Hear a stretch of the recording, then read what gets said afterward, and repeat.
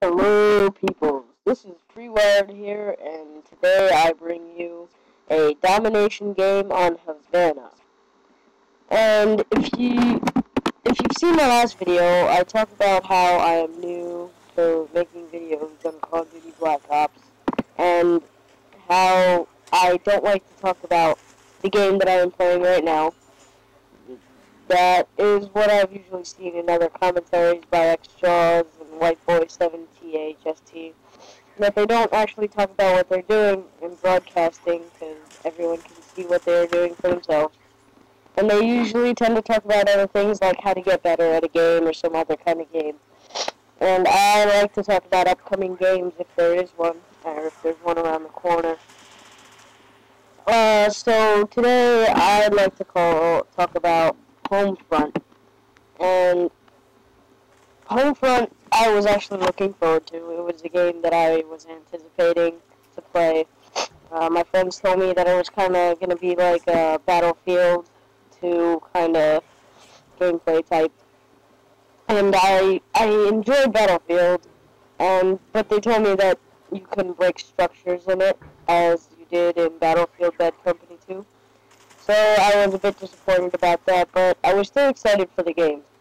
Now, it turns out that the week before that Homefront was going to come out, my Xbox breaks. And I was on a low budget because I had bought a lot of stuff before.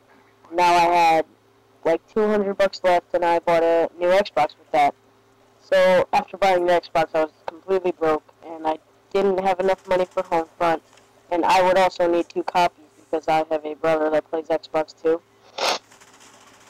And so I was stuck to play Black Ops, and that destiny called that I would not have Homefront.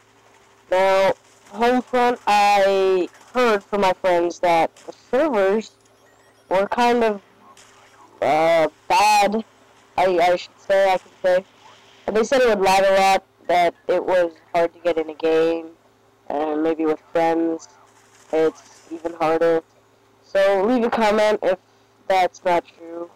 But overall, what they told me was Homefront was very well put together, but the servers could have been better.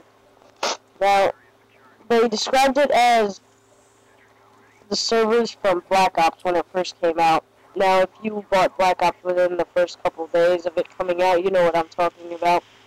On Call of Duty Black Ops, there were so many people playing that when you tried to join a game, it would take about 5 minutes or 10 minutes just to find a game, and if you played with friends, it took forever to find a game, and your friend would most likely get disconnected from your lobby. Now, Black Ops was a game that I was not impressed with.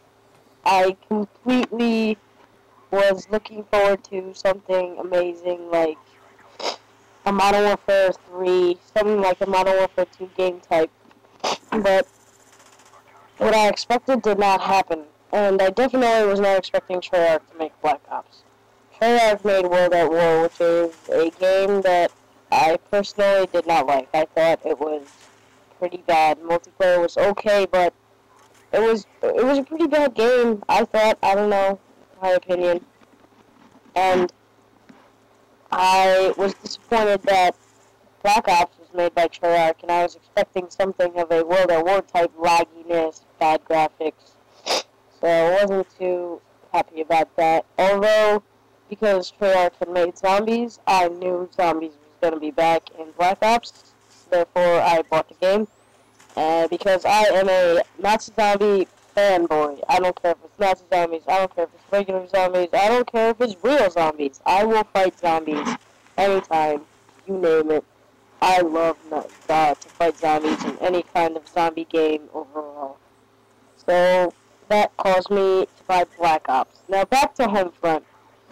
I actually did not understand the concept of Homefront. I don't understand the storyline. I don't know what it is. I've never played the game. I've watched a couple YouTube videos on it, read like 1 or 2 forums from my Huppet community, but that's just about it. I know that there's multiplayer lagginess and stuff, but I didn't really read about campaign. Now, from the cover of it, I can interpret that the white star on the red band is some kind of symbol of maybe the good guys or the bad guys. Most likely the bad guys, because a good guy wouldn't actually blindfold an innocent man. From my perspective, I don't see the U.S. military doing that to a civilian. Uh, um, I I was inferring that it was symbolistic, that it was to show something. Maybe that people were blinded by propaganda from this army or this group with this symbol, or maybe these guys were kidnapping civilians and taking them hostage or something.